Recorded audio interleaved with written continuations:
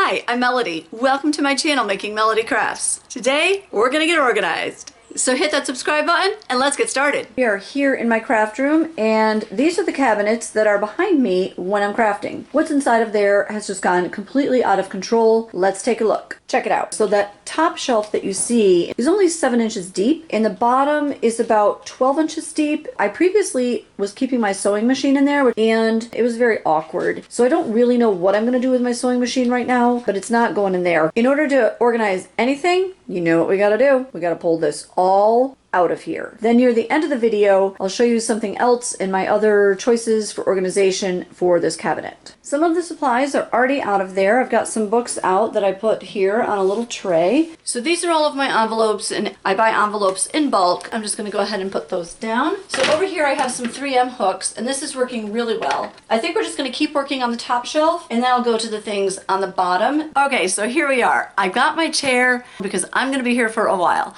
I'm gonna just keep pulling things out. If you have any questions, leave them in the comments below. That would be really cool. And let's get back into it. Now you can see that whole top shelf. What do you think? It actually fits on that shelf. Yeah, I'm pretty tempted to leave it there, I'll be honest with you, because look, that would be easy for me to get that in and out. So that's the cool thing about when you pull everything out of a space, you can maybe see it in a new way, maybe see things you didn't before, and you can be inspired to use it in a different way. I moved it all the way over left. All right, now the cover is on there. That took some doing, I'll tell you.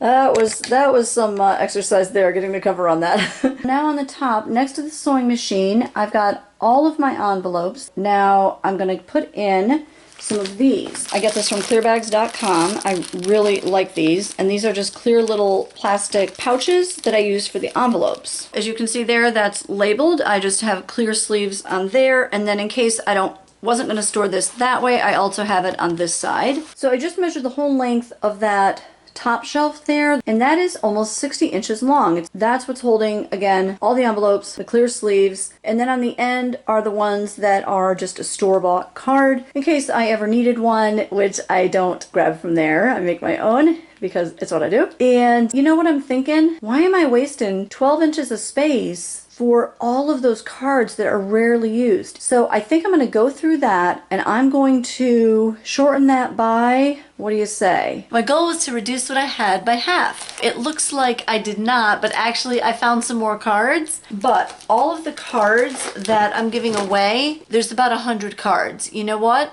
I'm going to show you. Here we have it. So these are all of the cards. Look at that. Pretty cool, right? So I'm really happy about that. You know, these can go on to bless somebody else. I'm just gonna donate them. Why not? So we are on our way to taming some of this and corralling some more craft supplies.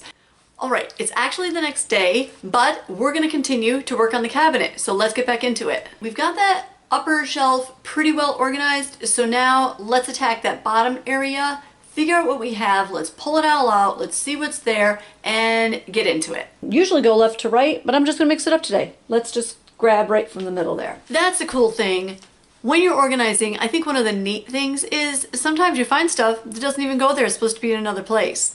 And the cool thing is, well, that's one more thing out of the way, so it just kind of gives you momentum to keep going. These are more kits to make cards, so let's put those aside. Now, over to the left, that's all my cross stitch stuff. I just need to pull it out. So even when you're like, oh no, that's already in a box, I'll just leave it there. Nah, pull it on out and then you can kind of see, oh, you know what, I never wanted this or that or the other. Okay, here's an example of just what I was talking about. This is a bin that I keep my cross stitch things in. When I was saying about you might find something that needed to go someplace else, well, here you go. You're gonna get to see a half-done project that's been sitting here for years. But it would make a cute video. It's a hanger, but what's it doing in with cross stitch?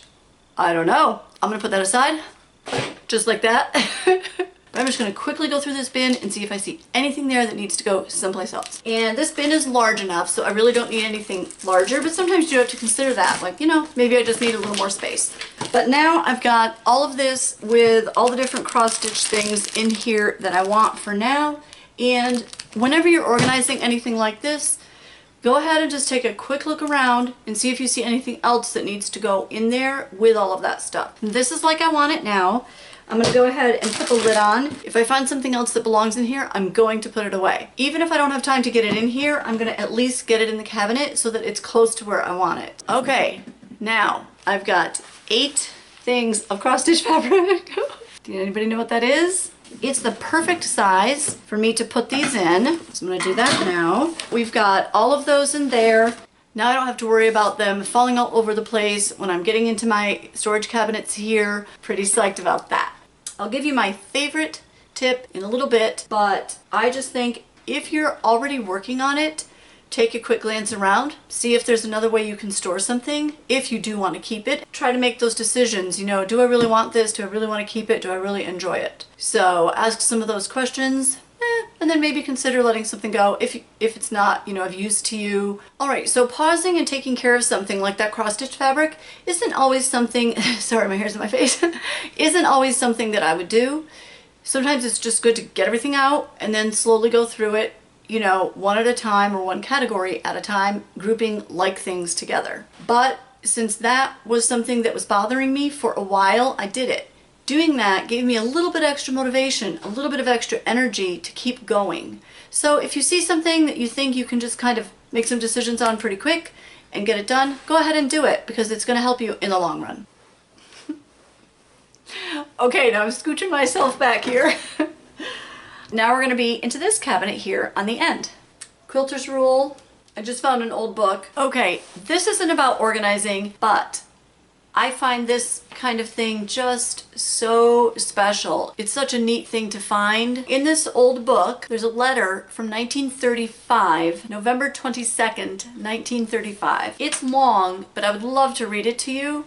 So if you don't really want to listen to this, just, you know, kind of go forward a little bit. Also, if you hit the 3 dots, you can change the speed. The 3 dots are the gear, one of those, and you can change the speed. So if you want me to go a little faster or a little slower, if I'm talking too fast, which I've heard that before, feel free to slow me down a little bit or speed me up. And if you don't really care to hear this letter from 1922, then, excuse me, 1935, then just go ahead and skip forward a little bit until you don't see me holding a piece of paper and a book. So here it is. Dear Nostman and Ida from McCluskey, North Dakota, you no doubt will be surprised to hear from me from McCluskey. I have been down here almost 2 weeks now taking care of Sarah. Sarah has been very, very seriously ill with a heart attack, a fluttering heart, in quotes. A very rare condition. In fact, Sunday afternoon, November 10, until now, at midnight, we had very little hope. They called me at noon on Sunday, but didn't consider it serious then, but afraid of pneumonia, so I decided right away to go prepared to stay. We got Kesley's mother from Powers Lake to come take care of the children. She came on Tuesday, and we had another lady to help my college girl until Mother Ralston could come. Sarah had taken a turn for the worse before we came. In fact, she was very bad. They had a trained nurse and were giving her oxygen when we came.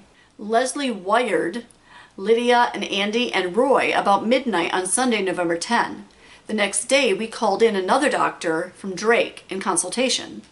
He gave us very little hope, but after the consultation, the 2 doctors increased the amount of digitalis for her heart, also the hypo, I think it says, or hypo, and amount of oxygen. By Tuesday morning, our nurse was all in. I was pretty much so too, so we got a night nurse from Bismarck.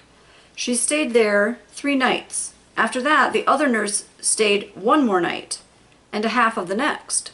Since Sunday noon, I've taken care of her myself. So she had a couple bad crying spells worrying about the bills and going back to work. But I have finally talked her into going back to Minot with me and forget about her job until she gets well and strong again. It's hard for me to leave my family for so long, but as soon as Sarah is strong enough to stand the trip, I'm taking her home with me.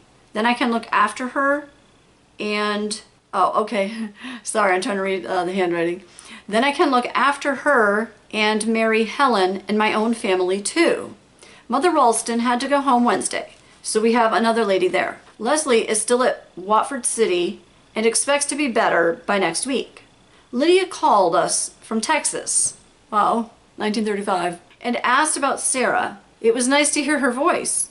Roy also called me once. I could hear him just fine. He called Dr. Rogney I'm not sure if I'm saying that correctly. And there's another word there I can't really read. He called Dr. Rogney twice after that. Sarah had a lovely letter from Roy yesterday with a $50 check. Wow, that will help a lot. I guess it was a lucky thing Sarah helped Roy when he was going to school. Getting part of her money back at a time like this is good. Esther Nichols' aunt, Miss O'Neill, has been very sick at the Kenmare Hospital with bronchitis. Esther sure has a hard time running her house and mine too. Write Sarah and I at Minot, for we will soon be there. I'm going to long distance Leslie tonight to come after us Sunday. Sarah will stay with me until the 1st of January, so come down and see us soon. So come down and see us sometime if you can. Hope you are all well. With lots of love, Sister Laura. How is Eugene making out? Wow. So if anybody's listening and knows of these people from 1935, I would love to know in the comments what happened. What happened to her? Did she recover? That is just so cool, right? And yes, I'm getting a little sidetracked, but here's one of my hints. Sometimes it's okay to take an exception to a rule that you may have. When you're organizing, this is the hint that I want you to know. This is the tip, this is the trick that I think is one of the biggest things to help anybody. I speak for myself. When I'm dealing with things I need to organize, don't let something slow you down. So when you have momentum going, that's what you want. When you do get slowed down, sometimes it's easy to lose your motivation to keep going, especially if it's a challenge, especially if it's a chore. So yes, was I a little bit slowed down by this old book and this letter? Yes, I was. But in this case, it was worth it. I still have momentum going, and now back to the cabinet. All right, so we've got a bunch of old things here and paper, and what else is in there? Oh my goodness, it's my cat. He's just so interested in what I'm doing. So he came around from the other side and came through. So I can lock him out of this room, but I chose not to because he was just, you know, so curious, and I wanted to let him see what was going on. So lots of old things here and paper for coffee staining and vintage paper. So I have another place for all of that. So it really doesn't need to be here. Okay, now the bottom is all emptied out. I vacuumed that out really quickly, so it wasn't too bad. It was just a little bit of dust and whatnot. Now, I went ahead and made a list of all the kind of things that I saw around, the things that are under here, and I was feeling a little bit overwhelmed. Like, oh boy, it's a lot of stuff, and you know, I'm trying to get this done. But I noticed something. A couple of the things, I already have a place for that. I already have a category for that. Be encouraged. As you're organizing something, you might already have a place where that item goes. So my craft room is a bit of a mess right now. Yeah, it really is. It's a mess. I'd show you, but oh my gosh, it's a mess.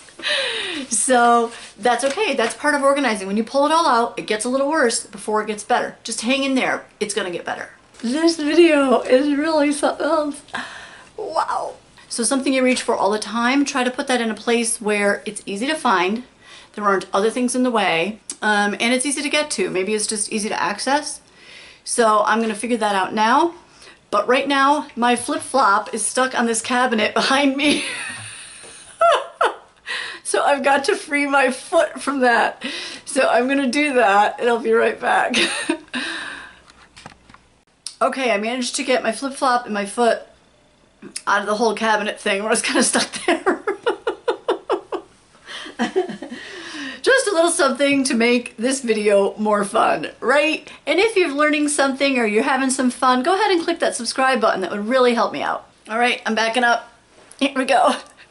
I'm on my little chair pad and just kind of sliding around on the floor with that. I went ahead and put that over there, but now there's, you know, it won't go underneath, but there is wasted space behind that tin right there. I'm not sure if it's going to stay that way, so I do feel like I'm getting a little bit slowed down now. So if you feel that way, just kind of change something up or do something else, because then usually it's going to spur some more energy and some more momentum so you can keep on going and keep on organizing. So I went ahead and looked around, like I said, at what I had here, just exactly which categories I had, and it doesn't have to be exact, but just most of what you see. So I did see some fabric. So I already have a box with my fabric in it. I'm just gonna go ahead and put that on top of that right now, and I'll deal with it later. But as I'm kind of looking at it, I'll think, wow, is this fabric really something I don't like anymore?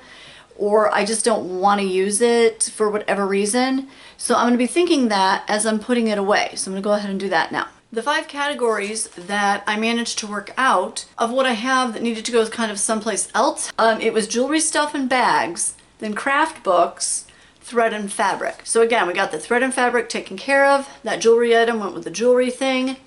I may find some other things like that, but the craft books to me also includes kits. So that's going to be one category. Now, I've kind of managed that jewelry item because I didn't have a lot of that anyways. The thread and fabric has been taken care of. Now we're just left with the bags and the craft books. Anytime you can kind of get some categories written down on paper, it just, even if it's just a little bit, it doesn't matter. It just gives you some direction and it helps you to focus on that one thing. That helps me a lot because then I can also see, okay, all right, I got 5 things. Manageable, right? So I got 5 categories, and so you just start putting things there. If you come up with something, you need another category because there's a lot of it, then do it. And then again, just group your like things together. Let's keep going, and we're gonna do the craft books now. Progress update. These are the things that I chose to keep, and then there's other things that were going in recycling that were just out of a magazine, an old magazine from like the 80s and 90s. So I just kept a few of those and then got rid of the rest. I went ahead and got a little hook to put here on this cabinet door because now I can hang this old cutting board that's just for craft things. Now I've got the cutting board hung up over there, but I actually used a different 3M hook and the cutting board does not fit on this style of hook. So it's over there for now, and then I'll just put my glue gun over here. That'll be just fine. So the things we have left in this bin, I decided just to grab this here and show you. Some pencils from when our kids were young, and I just wanted to have a bunch of those on hand. You know, I might donate those. I really don't need 40 pencils. Some hair barrettes, some balloons, some cotton squares, another label maker, and then this. This is the coolest thing out of this box. Check that out. Isn't that really neat? Yeah, so that's what we got in here. I need to take care of my whining dog and then put this stuff where it belongs or get it into my donation station. All right, I can use that container that had all those other things in there. And now this will be the container for all of the craft kits and any books about sewing. That's what I'm going to use for that. We're going someplace tonight, and that gives me some great motivation to kind of get the rest of this done pretty quickly or get it close to done and have a good stopping point. I'm going to aim you down so that you can see what I've got here on the floor. So basically it's 3 categories that are there. So I'm going to go ahead and organize that and divide it all up. Now I've divided up all of that vintage paper or paper that looks vintage, and then any how-to books or kits, and then different things of scrap paper. Then I also found some cardboard. That pile was mostly vintage paper. Let me lift it. And then I found some in another area from my room. Of course it is a lot, but I'm a paper crafter, so that would be what I have. Bonus haul moment. I don't remember including this in another haul video, so check this out. This one is a poem for Mother by Anna Hempstead Branch. That is some vintage ephemera. Really beautiful. My cat is over here playing. Sorry. And then this is the other piece. It says Old Pal. Really neat. I have another bin where I've got a lot of vintage ephemera, 1800s, 1900s, all that good stuff. I'm not going to be able to lift that. Well, I can briefly lift that, I should say. Okay, let's see. I'm ready. Here we go. So that is all full of vintage ephemera and things that I've coffee dyed. All of that paper is now going to go into that bin. I know it doesn't look like there was that much room, but there is a little bit, and what doesn't fit is just gonna go right on the top. And then this bin is gonna get into that cabinet. So I'm gonna do that, and then I'm gonna show you. Now, as you can see, that bin is in there. And then I have a whole bunch of these like manila envelopes to use for different projects. This is what we have now. So you can see the cross-stitch stuff again is over there. Then that little maroon bag right there holds my like travel supplies for making a card. Then we have the stand for the hot glue gun. Let's pop up onto the top shelf here. We've got the sewing machine. That'll be good right there. And then again, we've got some cross-stitch Ada over there that's in the tubes. There is space behind that. I found an old leather kit that was my husband's when he was younger, and I'll be using that, so I'm so thrilled to find something that I can use for an upcycling video. And then over here we have the kits and how-to books, the quilter's rules on the top shelf there underneath my clear sleeves. The issue is I do have those books, so I have to figure out how I'm going to do those. That's the shelf above the cabinets that we were working in. On the left side there, I've got a 3-drawer little shelf thing, those plastic little drawers. Those work great. Then the books that I use to upcycle. Then I've got a little nightlight there. I love that little lamp. And then those binders that you see there, there's 4 of them. They're different things that are almost ready to go on a card. However, now that I have all of this up on that shelf, I don't go for those books all the time. And to be honest with you, I just don't like the aesthetic of how that looks. I want something different there. I'm going to go ahead and put the books in a little spot up in the cabinet that I found, or I think they'll all fit, and let's see what we get. Now this is more like I want it. So I went ahead and put my die cutter there, my Sizzix Big Shot, that's right there. Then next to it, I've got my camera storage, camera accessory storage, and that's there in that little box. And then all the binders there, and then my unmounted rubber stamps are all the way over there on the right in that maroon binder. I'm feeling pretty good about how all of this is set up, and I've really enjoyed this. This has been so much fun. So if you've had some fun or you've learned something, please subscribe. That would help me out so much, and I'll catch you later.